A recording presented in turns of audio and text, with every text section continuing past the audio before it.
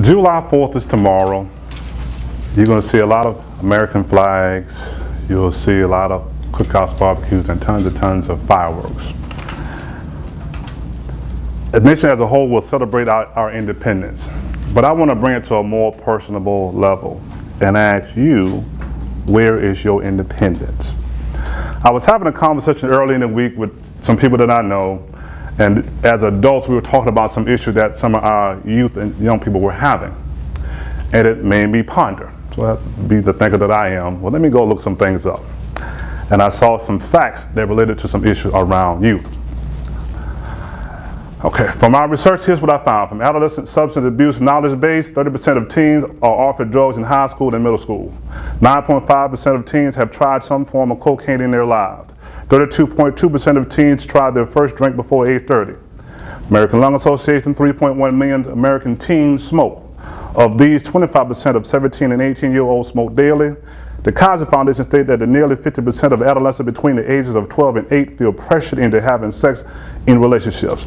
The Allen Guttmacher Institute states teens are affected by 4 million new STDs every year, and the National Household Survey states that the use of marijuana has risen 275% from the years 92 and 97.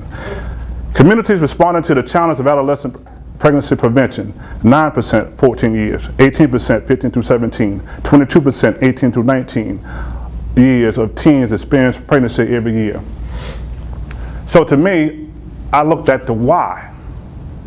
And one thing that stood out to me was the concept of peer pressure.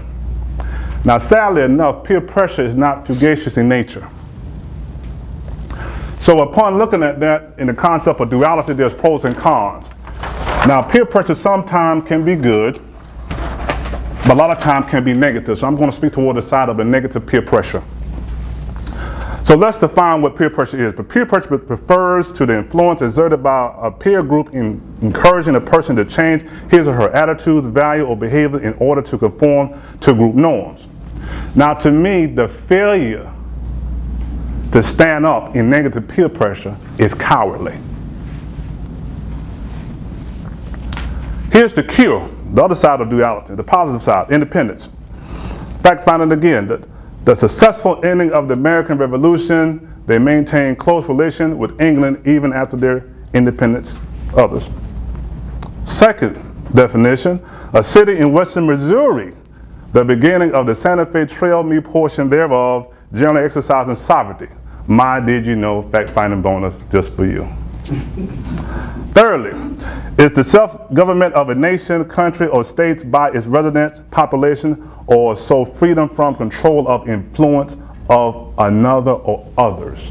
That's what my focus will be on, is in that definition. Is this, I repeat, so freedom from control of or influence of another or others. So when you are able to have this, you have independence. And independence is predicated on your ability to stand in what you know is right, what you know is evident and true, and what you know works best for you. So I thought about it, took it a step deeper. You know, well, how do they learn this? Because we recognize it's a problem, but how do they learn it? So here's where we as adults, parents, mentors, or even other students have to be able to teach that. So in the concept of thinking of that, I thought about an airplane. You know, whenever you fly, you always have this, what I'm gonna call the rigmarole. The stewardess or stewardess, they're gonna take you through the quote unquote processes of how you interact on a plane. Number one, they tell you should we experience high turbulence and the oxygen mask come down, what do? Put yours on first. Then you do what? Assist others. So keep that in mind. So going back to the concept of peer pressure, and me defining it as being cowardly acts when you do not have the ability to stand up to negative peer pressure, I argue even as adults, how do you teach what you don't know? See, even as adults, we also deal with negative peer pressure. And again, it is not fugacious in nature. So, again, my mind went a little deeper. I said, well, what are some ways that, for me, that I noticed or have seen that we as adults, can be cowards towards peer pressure?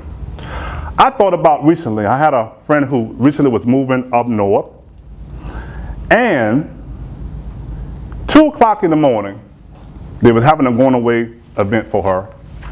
Ever since about 12, 1 o'clock, my mind said, hey, you need to be kind of heading to the house. Know how to tell everyone, hey, I love you guys, I gotta go, cut your conversation short, you got something that you need to do. But upon me saying that, I heard, well, I'm not you, because I would be inclined to say that. But to her, now here it is, 2 o'clock in the morning, you're tired, you're fighting sleep in order to get home because you chose not to do what? Stand up for yourself, knowing you have to get home. I also look at it from a standpoint when you look at families sometimes that you may have arguments, that parents are involved, that you also have kids that are actually there that see things. So sometimes in our teaching, we have to have the ability to do what?